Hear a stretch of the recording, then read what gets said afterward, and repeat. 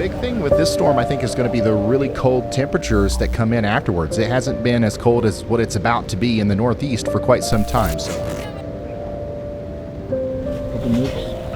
Yeah, I gotta shut these loops.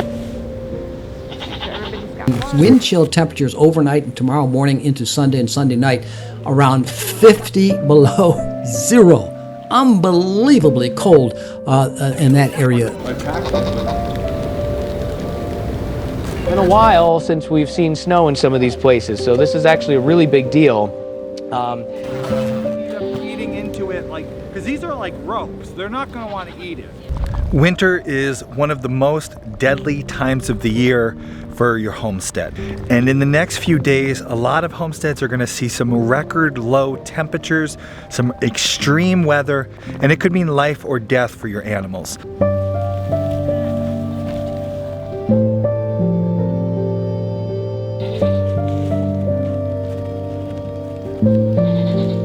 So in this video, we're going to go over 7 things that you're going to want to check throughout the next few days to make sure that your animals are healthy, they're safe from the cold, and everybody survives this extremely cold, deadly weather that we're facing.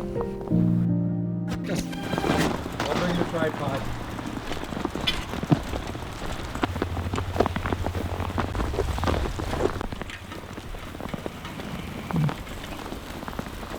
The first thing that you got to make sure of is that you're feeding the fire constantly over the next few days as we see these record low temperatures. And I don't mean the fire in your house, although that one's important too. The fire in these animals' bellies, especially when we're talking about ruminants. Ruminants produce their own heat when they fill their rumen with forage. So make sure your animals have the feed that they need and make sure they have extra. The key here is you do not want your animals to be running out of food. On a normal warmer day, they can eat a bale of hay and maybe they go an hour or two and they got no hay and you come out and top it off. They're gonna be burning that fire just like you do in your household non-stop during these cold temperatures. So give them plenty of hay, give them extra hay, make sure they all have a place at the bale. You don't want animals fighting over hay in the cold. Keep those internal fires burning, and this applies to non-ruminants as well. All your animals, keep their feed topped off through this cold weather. We could check on it each day. I don't know what the right answer is here. Hi. All right, this is frozen, so. All right, our clip's frozen, so my magic trick. You want a close-up of this? Hey! Did it freeze again? No, it's just the chain is all right, we got tight. So I actually did that yesterday, so I gotta not do it that way. Oh my goodness, this.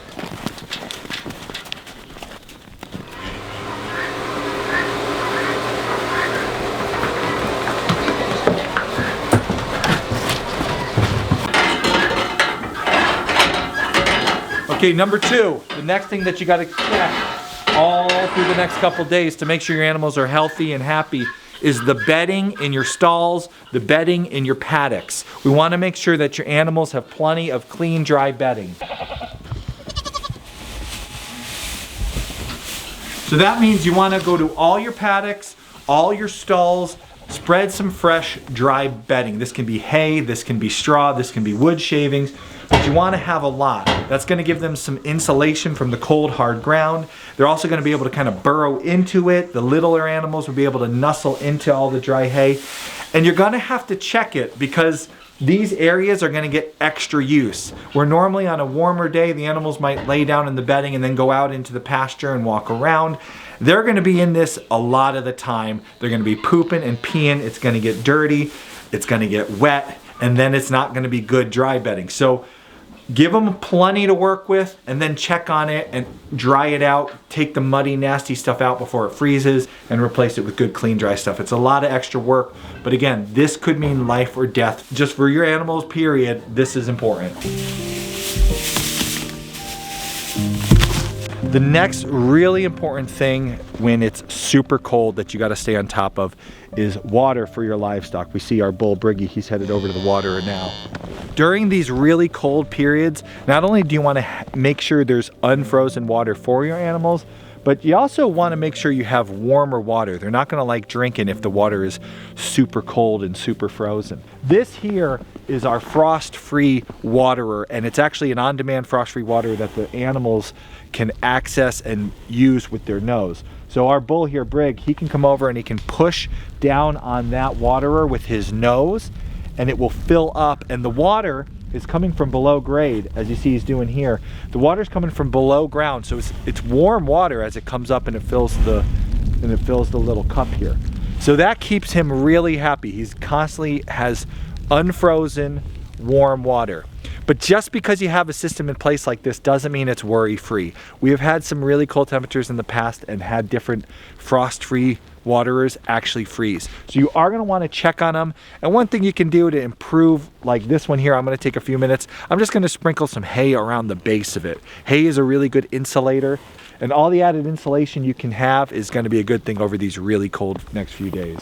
Now, the next way you can make sure to have water for your animals is if you do have some frost-free hydrants.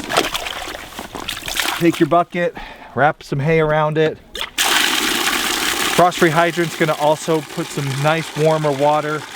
But if you leave it just like this, even with a lot of hay around your buckets, a lot of insulation, that's still gonna freeze pretty soon. The water will be warm, the animals can drink, but over time it's gonna freeze. So what you can get is you can get some electric water plug-in buckets, and we use those all around the farm for different animals. Let me show you one of those setups. So here in the barn we have electricity. We can plug into an outlet. We have a water bucket. We can fill this with water. They'll have good water. The only thing is these have a tendency to get really dirty because they're in with the chickens and they can get feathers and poop and stuff in them. So you're gonna have to clean that water out a lot, but it won't be frozen. So that's a really nice thing to have.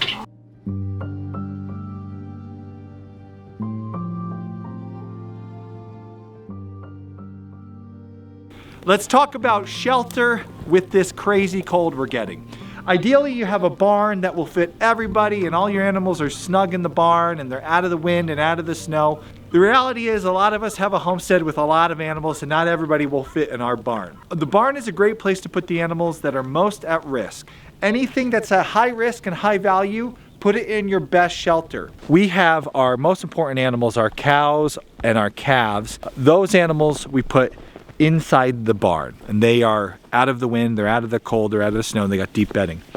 You might have some secondary shelters like the ones you see behind me. Maybe you got a chicken coop or little A-frames. Your other animals that are a bit more tough, you put them in your little outdoor structures. We have these little plastic A-frames for our goats, which work fantastic. They keep the goats dry and they give them a good solid windbreak. The most important thing is not necessarily having the shelter, it's a windbreak. You'll notice up on top of the hill, we have a structure we built just for this sort of occasion. It is a mobile run-in shelter. It's on skids, so we can move it all around. So we have that additional structure up on the top of the hill. If there's animals up on the top of the hill, they can go into that run-in shelter. There's a lot of deep bedding in there. So a lot of our sheep, which are really well insulated and do well with the cold, but still need to get out of the wind, they'll wind up in that shelter, dry, warm, out of the wind. And finally, your most durable, your toughest animals who still need some break from this extreme cold, what you really got to consider is the wind chill factor. You want to have a wind break for them, and that's what we've done over here. We've created a really good wind break.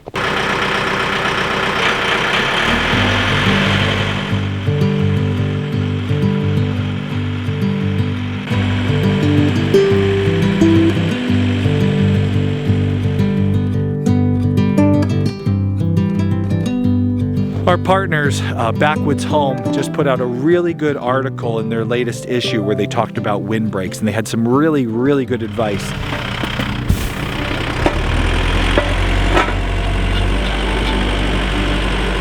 They talked about how when it comes to cold weather, animals actually do really well in the cold. They're as like the sheep, you can see the sheep have wool. That's really good insulating. And you'll notice the snow on your animals. If your cows have snow on them, if your sheep have snow on them, that actually is a good thing. You don't want to see them looking wet. You want to see snow because it means all the heat is inside the animal and it's not getting out and melting the snow on the cow or on the sheep. So you can see our animals here, they got a little snow on them, but that's a good sign. The thing you got to be careful about with these animals is the wind chill factor. As that wind starts to blow, it can suck the temperatures and get really, really cold and lead to some sick and to some dead animals. So you want to create some wind blocks for your animals. And what we have here, this is a really good simple wind block that anybody can get up in a short amount of time. You get some of those big giant hay bales. They're really, really big. They're like giant Legos, and you can stack them. You can create walls. Backwoods Home article talked about when you're creating windbreaks, you want to do the 10-to-1 ratio. So for a 10-foot long windbreak, you want 1 foot of height. So if it's 100 feet long, you want 10 feet of height. And that ratio is the best at creating a good, solid windbreak for your animals. Another thing you can do, which we've done here, if you know where the prevailing winds are in the wintertime at your property, or if you know the direction a storm is coming from, and you know you're going to get like westerly winds, but maybe also northern winds, create a windbreak that has some curve to it or some corners. So what we did here is we created a windbreak that's a big L. The western winds and the northern winds are all going to be blocked. The animals can get in on the inside, they can eat, they can create bedding. They're going to be warmer, blocked from that wind. The next point that you have to remember when we're facing really, really cold, crazy weather like we are, think about who is most susceptible to the cold. Make sure to check on them. So your calves, they're going to be more susceptible to the cold than their moms. So while the moms might be okay, the calves are going to need to be in the warmth. Older animals, any animals that have any kind of sickness or they're already dealing with problems, you don't want that additional pressure of cold on them. We have our bull, he's outside right now, he's big and strong and healthy and happy, whereas the mama cows and their calves are inside. Another thing to remember is your lactating animals. If you're milking animals, their teats, this sounds truly horrible, their teats can become frozen in this harsh weather while they're lactating. It can cause more and more problems. So keep them inside in good, clean bedding. That's really important because you want to avoid mastitis. If they're inside and they're in bedding and it gets dirty and they're lactating, you can wind up with a mastitis issue. So keep them clean and dry, but also make sure they're clean. I said clean already, but make sure they're clean.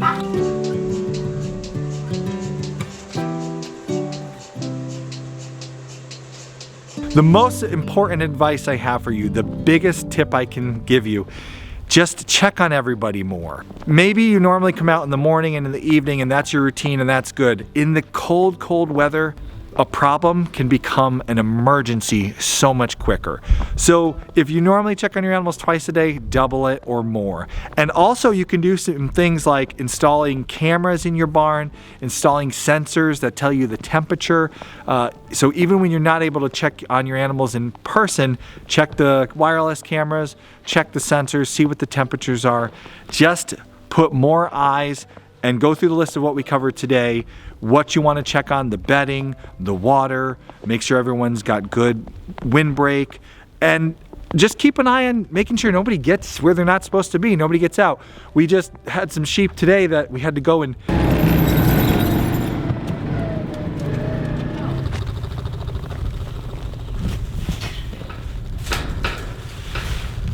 I need a tool, it's frozen. Is it froze? You're getting this, right? I was unprepared. It's frozen? There we go. Yeah. Froze shut. Damn. It's not even that cold yet. When you're building fences. Yeah, but it was so wet, don't forget. Right. Yep. Had to go and get back into the fenced-in area. They were out in an area, they had no shelter, they had no water, they put themselves in that situation. Fortunately, we saw it, we got them back in where they can stay dry and they can drink.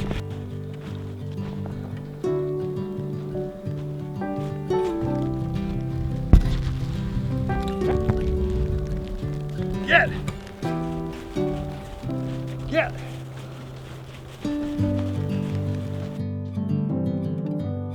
They put themselves in that situation.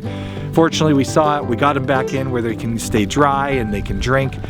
Check on everybody, because a bad problem on a normal day is a deadly problem in weather like this. Okay, we're gonna come in from the cold. I got a couple bonus tips for you, the homesteader, the farmer, to keep you happy and healthy and everything working right in this bad weather. So let's warm up a little here, and I got some advice for you. Okay, a couple of bonus tips to keep you happy and healthy. Believe it or not, I actually love homesteading in this kind of weather. You catch me on a 95 or 100 degree day in the summertime with high humidity, and I am the biggest grump. My kids know it, Kay knows it. I hate homesteading and farming on those hot summer days. It's the worst for me. Cold, wind blowing. I used to be a snowplow driver, so I guess it's just, I don't know, I'm used to this bad weather and working in it. It makes me happy. So you can enjoy it too, but here's a couple ways that it will be better for you. First off, let's talk about your actual person, what you're wearing, how you're dressed.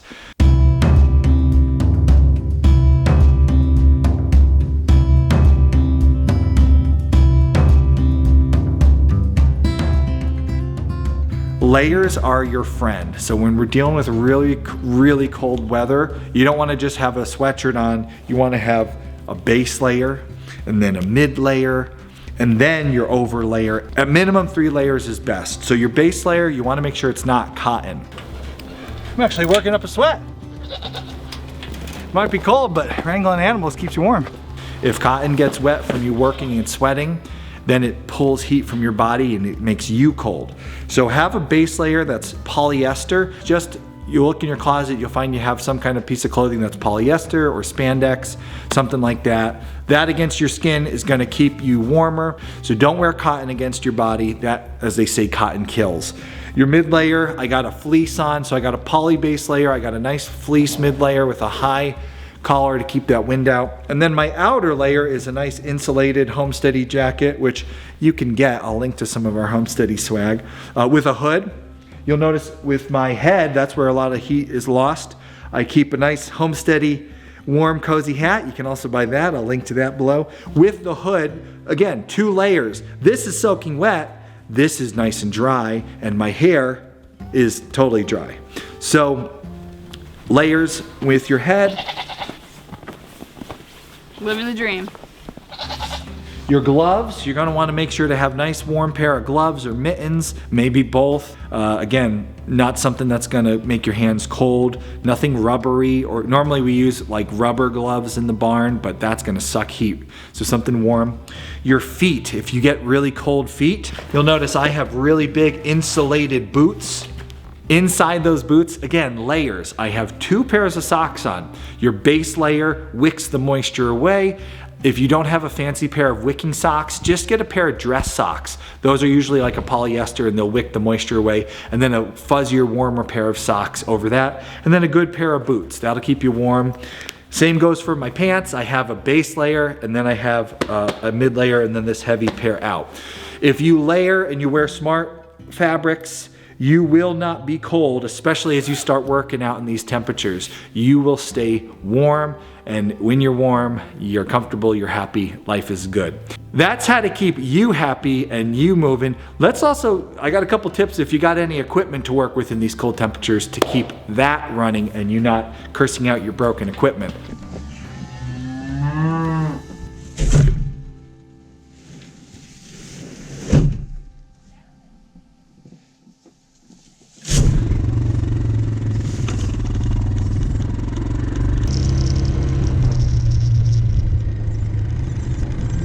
A lot of homesteaders have some sort of equipment, whether it's like a snow blower or a UTV. We have the tractor here on the farm that we manage. There's fields that we got to care for and all sorts of stuff. So we have a couple different pieces of equipment that the family farm own that we use to manage the place. And in weather like this equipment needs a little extra love, care, and attention. So when the weather temperature drops, sometimes you'll notice your tires are deflated because the air inside is coming closer together, the molecules are closer together. So as the temperature drops, you might notice some of your tires look a little flat. Pay attention to that because you definitely don't want to lose a tire. out there in a snowdrift somewhere. So check your tires, make sure they're inflated and they're ready to go and they haven't gone soft on you.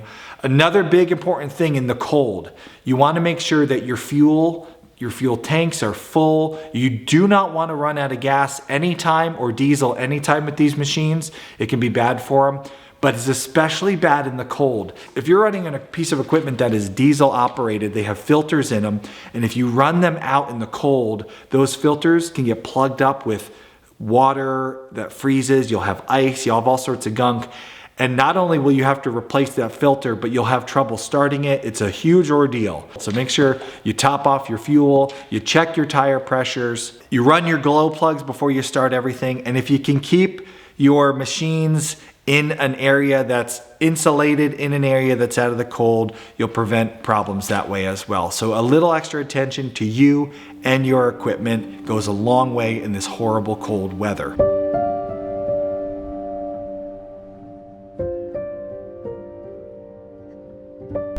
Okay, here's another bonus tip for you. This is one, when I was a snowplow guy, this was a rule in the company. When it's really cold and the storm is going, you never, ever, ever shut off your equipment until you're done. So when we would be plowing and we'd park for a coffee break, we would leave the trucks running, because it's most likely where, if there's gonna be a problem, it's gonna happen when you try to start the vehicle. So I forgot my dad's #1 rule, and I turned off this vehicle. Let's hope that it starts here, because that's just a great tip. As soon as you're in your piece of equipment, you're out working on the farm, leave it running till you're done. All right, she started. I'm gonna bring it back to the garage. It would be a big mistake to not prepare for this horrible cold weather we're about to get. Don't make that big mistake. And here's another tip for you. We, in a recent video, talked about 7 of our most costly, most expensive mistakes we've ever made. Watch that video. It could save you tens of thousands of dollars. It cost us over $10,000, these mistakes. It could save you a lot of money. Don't make the mistakes we've made over the past. Watch that video.